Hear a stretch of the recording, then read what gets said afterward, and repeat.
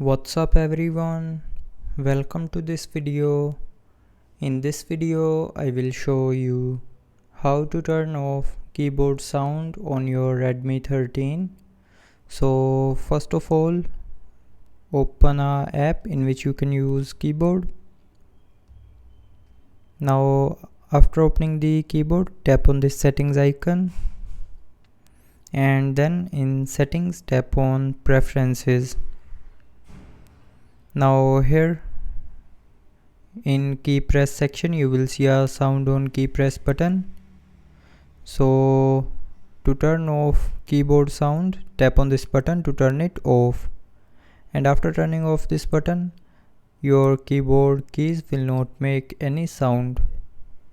So that's how you can turn off the keyboard sound on your Redmi 13.